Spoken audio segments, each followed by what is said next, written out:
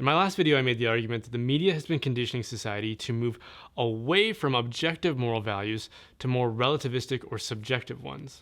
The reason, I think, is that if we don't rely on consistent values for judging the need for some purchase, then it's easier to sell us things through advertising. So for example, if I believe in some objective moral value like prudence or wisdom, I'm going to try to exercise it when someone tries to sell me something. I'm going to ask myself if that particular something is necessary or if it provides value in my life, rather than is it just something that appeals to my compulsion towards something new. But if my values are shaped by a priority of fitting in or being cool, then all you have to do is convince me that the product is cool. And since that's basically an arbitrary standard set by the media, then they'll find themselves in a position where it's a lot easier to do their job. And since the media's primary source of revenue is advertising, we can conclude that the interests of advertisers are going to be the interests of our media conglomerates. And those same interests will find their way into our news coverage and into our entertainment. And this helps to explain why being hip or cool is what motivates all of our cultural influences. And since the media is the most significant sculptor of modern culture, we don't have to look far to get a sense of the source of that new obsession, which was uncommon in eras that preceded modern media. So knowing that the media has an interest in promoting subjective or morally relativist values, I thought it would be worth considering if those same priorities can create a political bias in the media. Now, right out of the gate, we should notice a correlation, which is that conservative or traditional demographics are not composed of cool people. People who are more easily swayed by a desire to be cool are almost exclusively liberal, which could help to explain why younger people who are more interested in being cool tend to swing to the left, and why older people who are less concerned with that tend to swing to the right. So take presidential politics, for example. For as long as I've been old enough to pay attention to presidential campaigns, I've noticed that whenever the Democrats run a candidate for whom you could say that they are cool, they've always won. And by contrast, if they run somebody who isn't cool, then the conservative or the Republican candidate usually wins. So go back to Bill Clinton versus George Bush Sr. The latter was older and had some embarrassing episodes during his first term. The former was younger, charming, and could get on stage and play a smooth saxophone on late-night TV. Comparisons to JFK weren't uncommon, and so sure enough, the liberal Bill Clinton won. In his next challenge, he went up against Bob Dole, and again, no comparison on who's cooler, and Clinton won easily. In the next election, the Democrats failed to front a candidate who could be described as cool, and they went with Al Gore, who lost. In the next election, same thing, they went with John Kerry, who lost again. Then they found their stride again with Barack Obama, who has been described as the coolest president of the United States.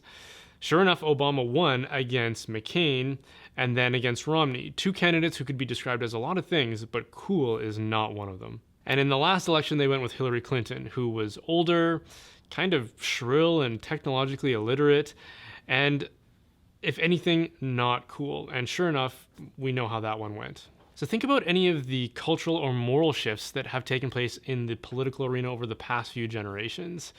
We've seen abortion legalized, increasing secularism, the sexual revolution, the acceptance and even celebration of homosexuality, gender ideology, and now euthanasia and assisted suicide. Now, I don't bring those up because I want to address them here, but just to point out that all of these changes have been primarily introduced from the left.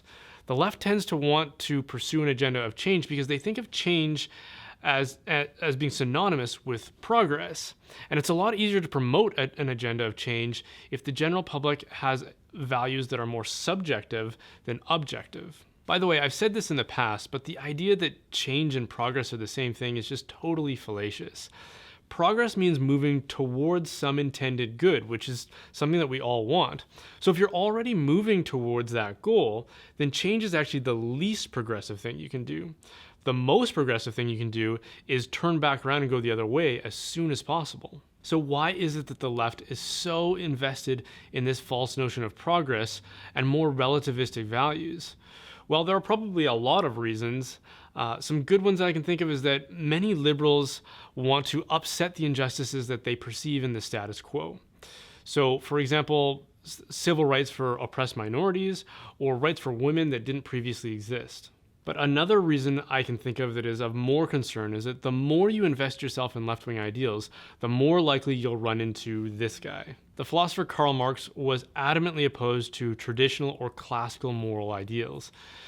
He consistently avoided using them in his arguments or his rhetoric, and he famously said that communism abolishes eternal truths, it abolishes all religion and all morals. As a result, there's this strong undercurrent of a desire to dismantle traditional notions of objective morality in favor of more relativist ones. Another place that we see relativism on full display is in modern art. Prior to the emergence of modernism, art was judged using objective criteria like merit and skill and quality, but modernism discarded traditional notions of objective beauty, and that's where we get phrases like beauty is in the eye of the beholder, which is one of the defining platitudes of relativism in our day. Whenever you hear someone extol modern art pieces, they always say things like, it's so fresh and innovative, it's bold and brave, it's daring, and it really pushes the boundaries. What you don't hear them say is things like, what impressive technique or skill, what incredible use of color theory, or this is an objectively beautiful work of art. Modernism's evaluation of art isn't based on merit or quality, it's novelty. So as long as it's different or weird, then it's good. So this idea of pursuing novelty and constant change in the name of progress is something that we see in the art establishment, which heavily influences our media, as well as the political left. And so modern media is able to exploit a consumer market that above all else wants to be cool because it's easier to sell unnecessary products to a morally compromised public. So with that in view, maybe that's why there's so much evidence that confirms the existence of a left-wing bias in the media. Take, for example, that in 2008, the Democratic Party received over $1 million in donations from over 1,000 employees of the major media outlets.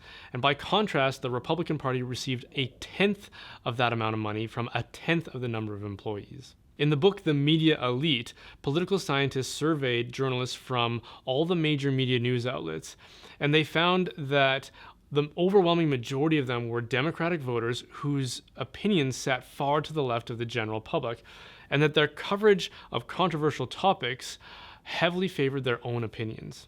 Another book by Jim Kuipers of Dartmouth College tried to investigate the same thing using statistical data and came to similar conclusions, especially that people who identified as conservative or even moderate were significant minorities in the industry. A 2005 study by scientists Tim Grosseklos of UCLA and Jeff Milio of the University of Missouri at Columbia tried to investigate the same thing and came to the same conclusions, that the liberal point of views are the most prominent in media.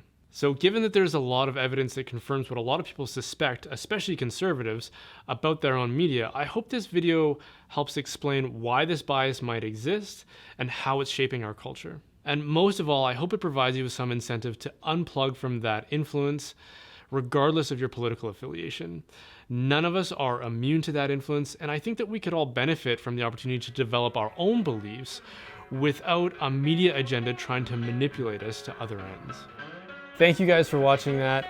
If you enjoyed that, then please like it and share it and subscribe and come follow along for more content. And if you want to support the making of these videos, then please consider supporting the business that makes them possible.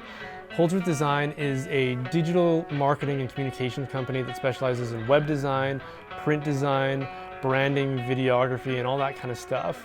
So, and this is with a special emphasis on churches and ministries as well. So if you know somebody that needs those services, then please consider passing that along to them and check out the website, which is www.holdsworthdesign.com.